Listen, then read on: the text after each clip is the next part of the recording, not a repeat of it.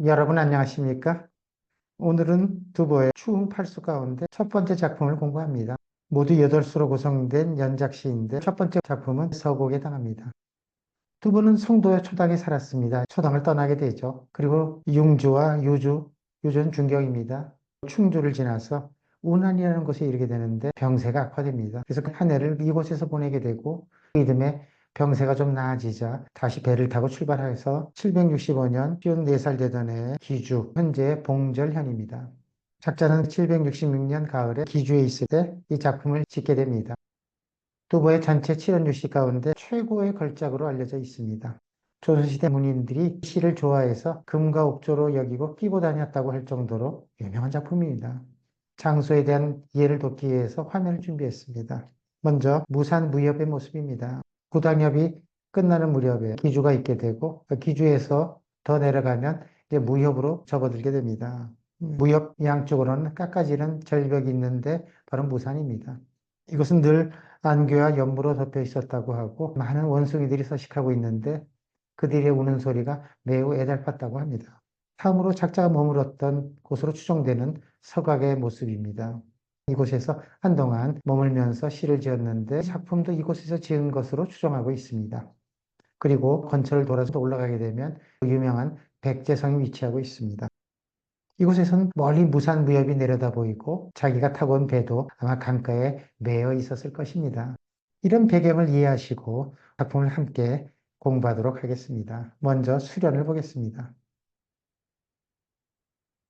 옥로조상 풍수림하고 무산무협 기소삼이라.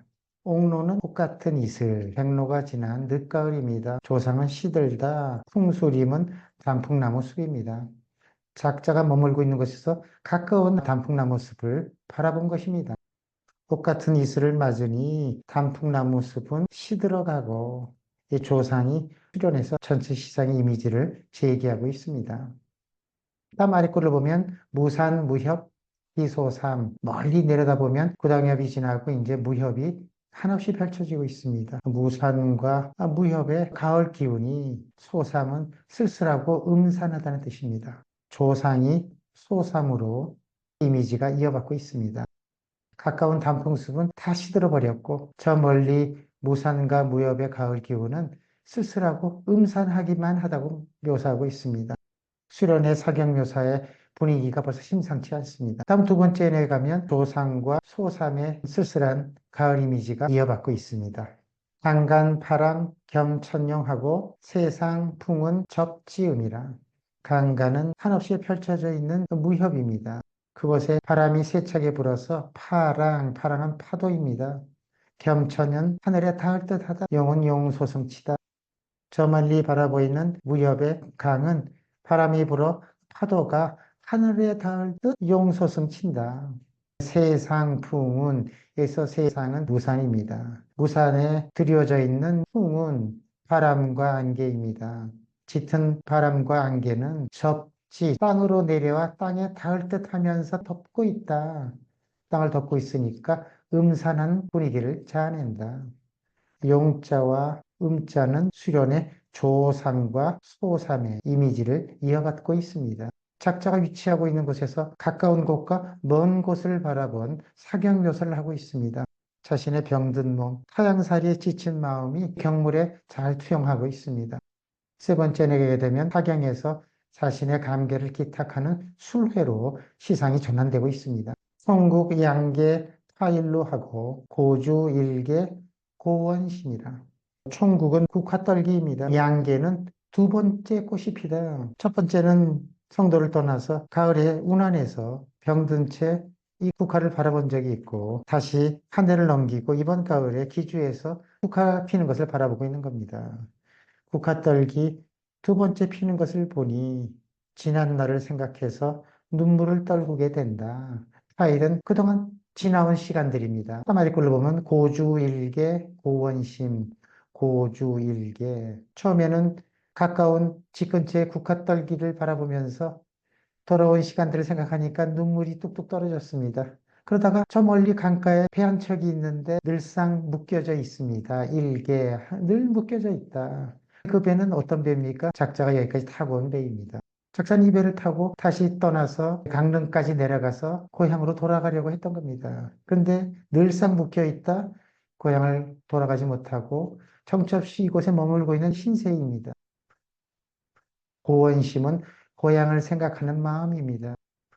저 멀리 강가에 배 한 척 늘상 묶여 있는 걸 보니까 고향으로 돌아가고 싶은 마음이 간절해진다.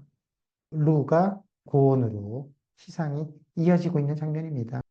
고원심이 마지막 미련으로 시상을 마무리하는 것으로 이어받고 있는 겁니다. 마지막 미련을 보겠습니다. 한이 처처 최도척하고 백제성고 금모침이라. 한 의는 겨울옷입니다. 처처는 집집마다, 최는 바삐 놀리다 가위와 자입니다.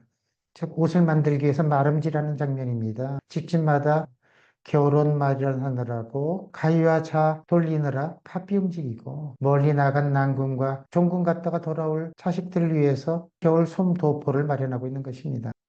겨울옷은 전통적으로 고향을 그리는 이미지입니다. 백제성 높은 곳에서 급은 크게 울려 퍼진다. 모침, 저녁마다 다듬이돌 두드리는 소리 크게 울려 퍼진다. 침은 다듬이돌 치는 소리. 백제성 높은 곳에서 저녁마다 다듬이돌 두드리는 소리가 크게 울려 퍼지고 있다. 다듬이돌 울려 퍼진다는 소리는 한이와 연결되면서 고향을 그리는 이미지로 사용되고 있는 겁니다. 이 마지막 구절은 겨울옷을 통해서 고향을 그리는 이미지로 표현하고 있는 것입니다.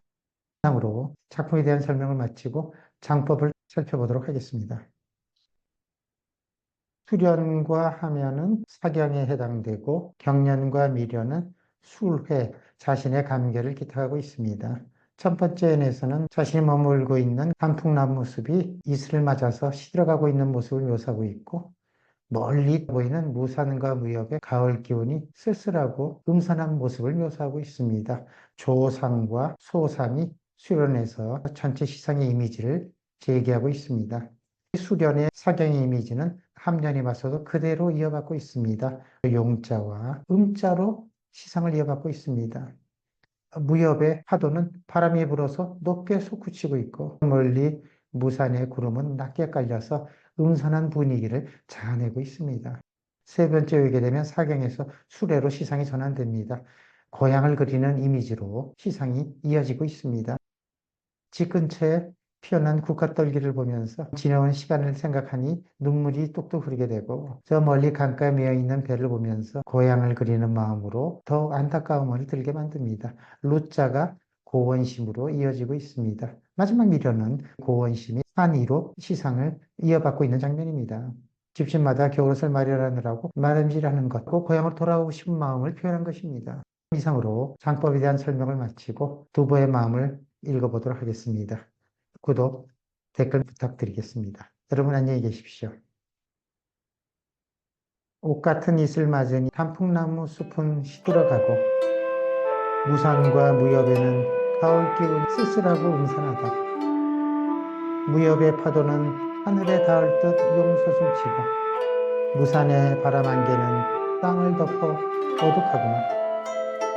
국화더미 두 해째 피니 지난날 생각하며 눈물 흘리고 배 한 척 늘상 메어 있는 것을 보니 고향을 그리는 마음뿐이네.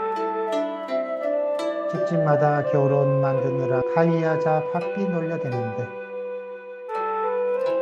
백제성 높은 곳에서 저녁 다듬이떨 소리 높게 울려 퍼지네.